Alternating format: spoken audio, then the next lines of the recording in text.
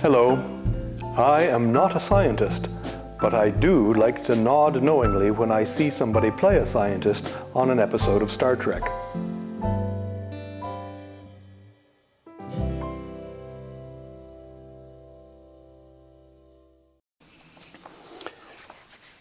There is a word that comes up a lot when we talk about Tai Chi and other Asian martial arts, and a lot of other exercise systems as well.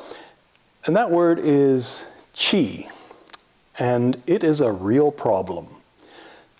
The word Qi, it has several different meanings, and they can all be applied in the context of a martial art class.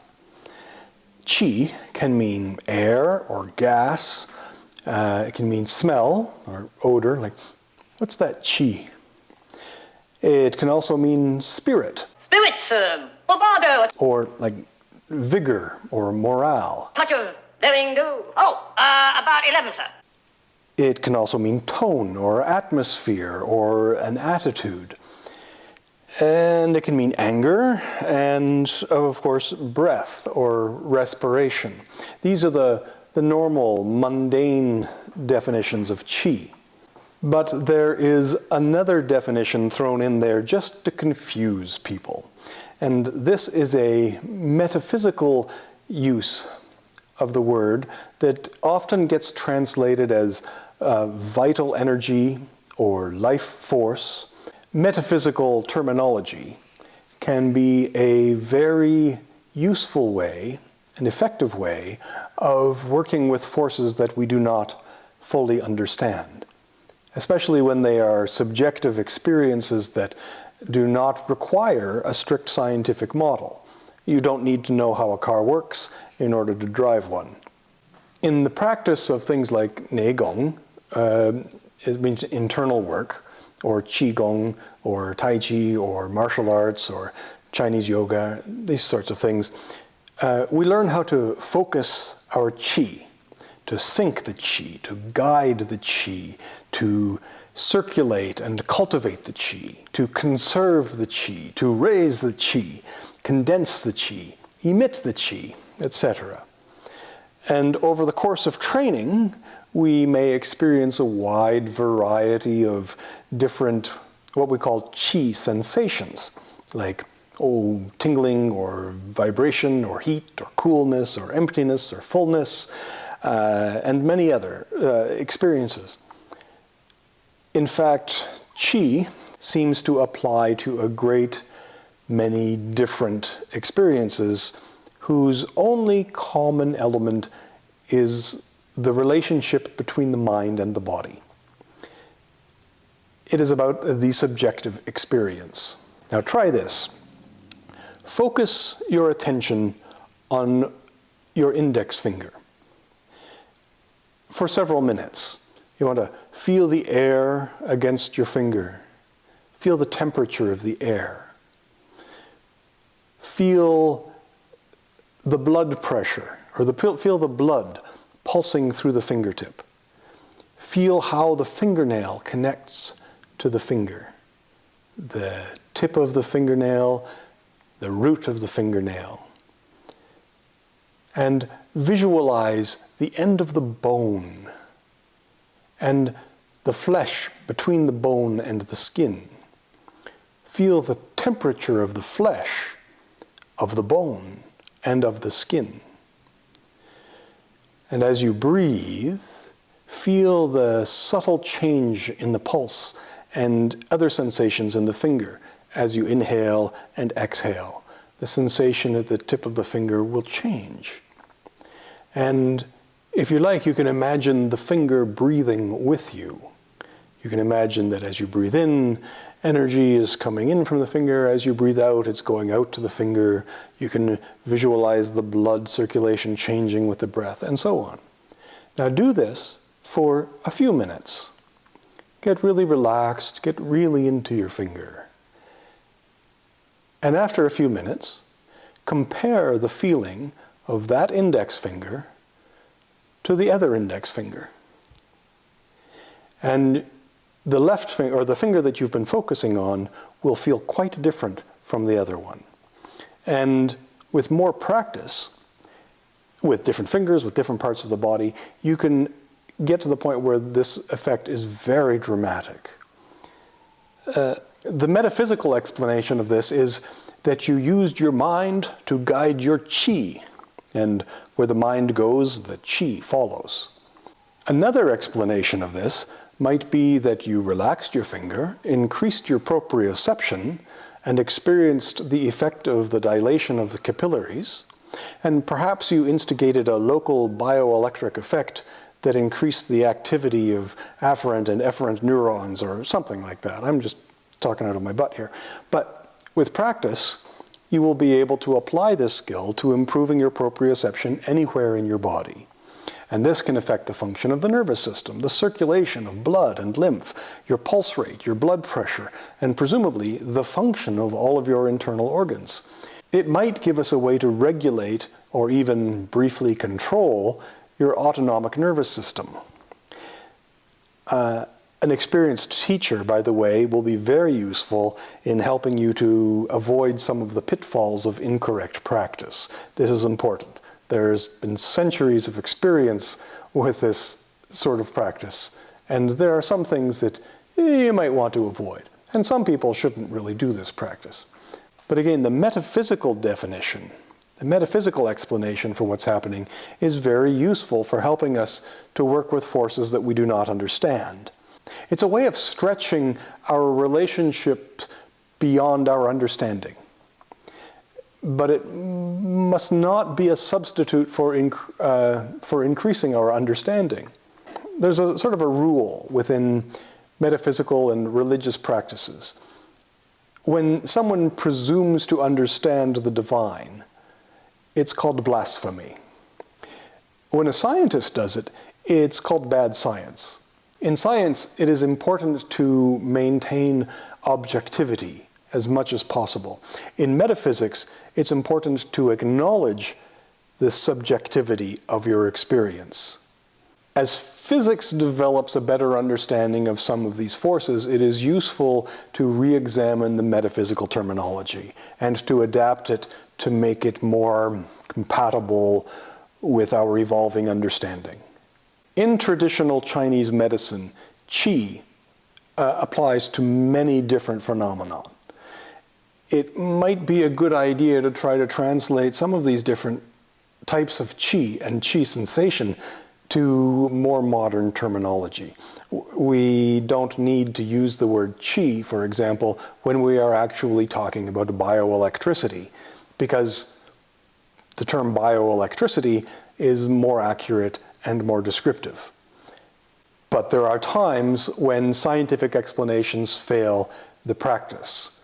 So you need some of the more, shall we say, ancient and tested metaphysical explanations in order to work with it effectively. But we should not stop trying to find a better scientific understanding of what is actually going on. Qi is sometimes translated as life force or vital energy. Often it's translated just as energy, which is often seen as a mistake, both linguistically and within the practice itself, since there are other words that are closer to the meaning of energy. In physics, the word for energy is probably nongliang, as in nongliang shuo hong ding yu. I'm not saying that correctly, I'm sure. The law of conservation of energy. Okay, so nongliang is the term there. But there are also other words in Chinese that can mean energy as well. Huo li, things like that, where you talk about a person's energy level. Now, qi is such an integral part of martial art training that it is often said that without mastering your qi, one can never reach the highest level of mastery of the martial art. But qi is one of the top 100 most confusing words in all of martial arts practice. I mean, remember, qi has several different meanings depending on the context and how it is used within a sentence. And, you know, in learning to speak English, you might have heard the story about the sophisticated Polish flag carrier who kept his equipment shiny and clean. he was the polished Polish pole-holding pole. The Chinese language is loaded with lots of puns like this.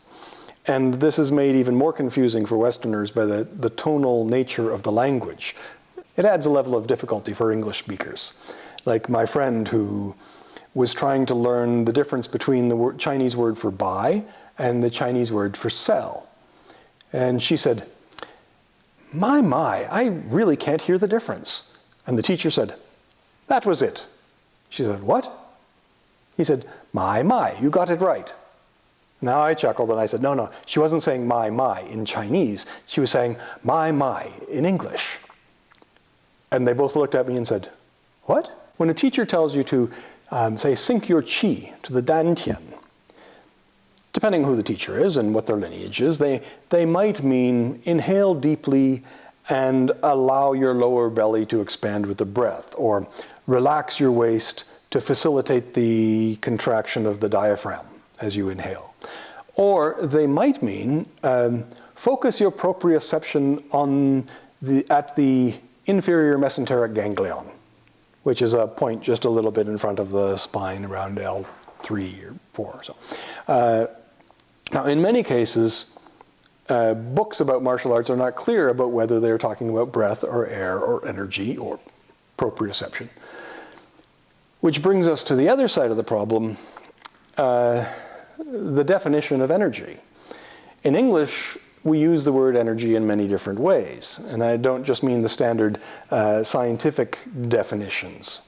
We have, let's see, there's mechanical energy, electric energy, electromagnetic energy, gravitational energy, chemical energy, ionizing energy, nuclear energy. What's the energy that binds the quarks to the nucleus? Chromodynamic energy, elastic, mechanical wave energy, sound wave energy, radiant energy, thermal energy, these are all different definitions within physics. When I was in school, we learned that energy was the ability to do work. But that's what energy does, it's not what it is. We say it's an energy. I like to think of energy as sort of a metric of differentiation. So it's how different is something from something else it could be or isn't. So then all different types of energy have different ways of being measured, but it's a way of measuring how different something is from something else. In Tai Chi, it would be represented by the line between the yin and yang. But that's another video. Let's see. Where was I talking about? Oh, yes. Okay, the metaphysical definition of qi.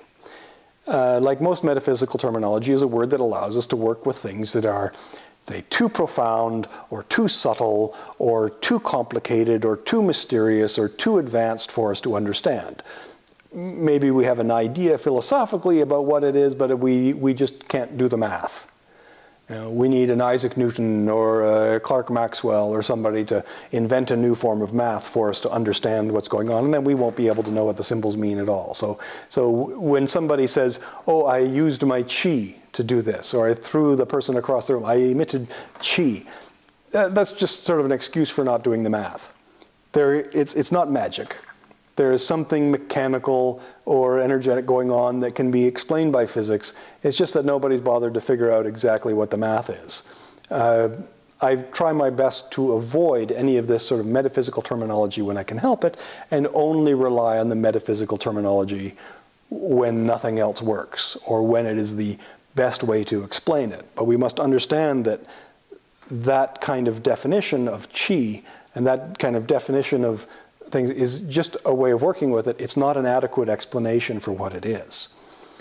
You know, before Isaac Newton, there were a lot of magical explanations for how the universe worked. You know, people tried to understand, tried to come up with reasons or explanations or models to explain why the moon stayed in the sky or why the planets moved the way they did.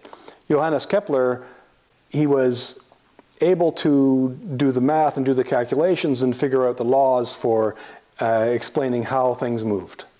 but not why they did that. And Isaac Newton was the one who came along and came up with the theory of gravity and said, really the moon stays up there because really all you have to do to fly is throw yourself at the ground and miss. This was a brilliant idea. This was genius. Now we think of it, oh, that's 400-year-old science.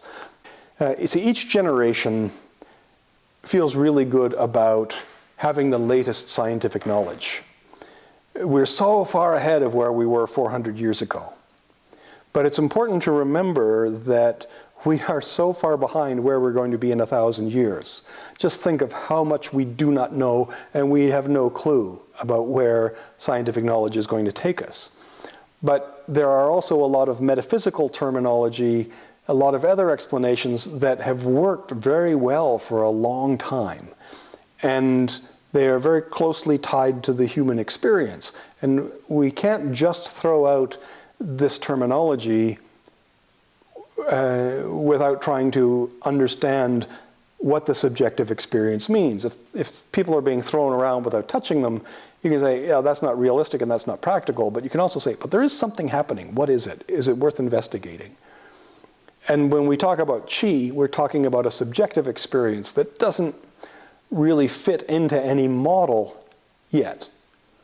But if we can break it down, we're going to end up sort of tearing down the metaphysical explanation, but until our scientific knowledge is complete, we can't completely replace that metaphysical explanation.